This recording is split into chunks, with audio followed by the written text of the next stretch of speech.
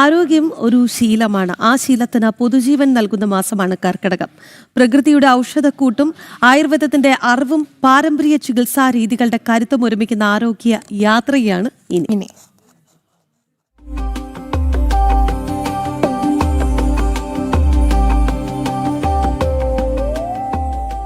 ആയുർവേദത്തിൽ പഞ്ചകർമ്മ ചികിത്സ എന്ന് പറയുന്നത് 5 തരത്തിലുള്ള കർമ്മങ്ങളാണ്. അതായത് വമനം, വിരേചനം, വസ്തി, നസ്യം, രക്തമോക്ഷം. വമനം എന്നത് കപാധികമായിട്ടുള്ള ദോഷങ്ങളെ നിയന്ത്രിക്കുന്നതിന് ചെയ്യുന്ന ഛർദിപ്പിക്കുന്ന ചികിത്സയാണ് വമനം കൊണ്ട് ഉദ്ദേശിക്കുന്നത്. വിരേചനം എന്ന് പറയുന്നത് പിത്തദോഷം കുറയ്ക്കുന്നതിന് ഉള്ളിലേക്ക് മരുന്ന് കൊടുത്ത ശേഷം വയറിളക്കി കളയുന്ന ചികിത്സയാണ് വിരേചനം. വസ്തി കൊണ്ട് ഉദ്ദേശിക്കുന്നത് വാദശമനമായിട്ടുള്ള ചികിത്സയാണ്.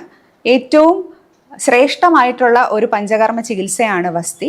ഉള്ളിലേക്ക് മരുന്ന് കൊടുത്ത് വാദദോഷങ്ങളെ പുറത്ത് കളയുന്നതിന് വേണ്ടി ചെയ്യുന്ന ഒരു എനിമ പോലുള്ള ഒരു ചികിത്സാ രീതിയാണ് വസ്തി കൊണ്ട് ഉദ്ദേശിക്കുന്നത്. കഴുത്തിന് മുകളിലോട്ടുള്ള രോഗങ്ങൾ കുറയ്ക്കുന്നതിന് അതുപോലെ കഫദോഷങ്ങൾ കുറയ്ക്കുന്നതിനും ചെയ്യുന്ന ചികിത്സയാണ് നസ്യം. മൂക്കിലേക്ക് മരുന്ന് എത്തിക്കുന്ന ഒരു ചികിത്സയാണ് നസ്യം കൊണ്ട് ഉദ്ദേശിക്കുന്നത്. രക്തദോഷവും പിത്തദോഷവും കൂടി നിൽക്കുന്ന അവസ്ഥയിൽ രോഗശമനം വരുത്തുന്നതിന് ദുഷിച്ച രക്തത്തെ പുറത്തേക്ക് കളയുന്ന ബ്ലഡ് ലെറ്റിംഗ് ആയിട്ടുള്ള തെറാപ്പിയാണ് രക്തമോക്ഷം കൊണ്ട് ഉദ്ദേശിക്കുന്നത്.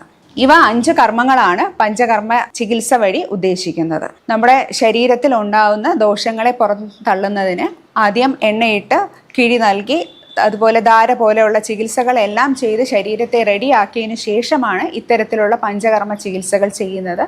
അത് ഒരു വ്യക്തിക്ക് 5 കർമ്മങ്ങൾ നമ്മൾ ചെയ്യാറില്ല. രോഗത്തിൻ്റെ അവസ്ഥ, രോഗിയുടെ ബലം ഇവയെല്ലാം നോക്കി അനുയോജ്യമായിട്ടുള്ള ചികിത്സ ഡോക്ടറാണ് തിരഞ്ഞെടുക്കുന്നത്.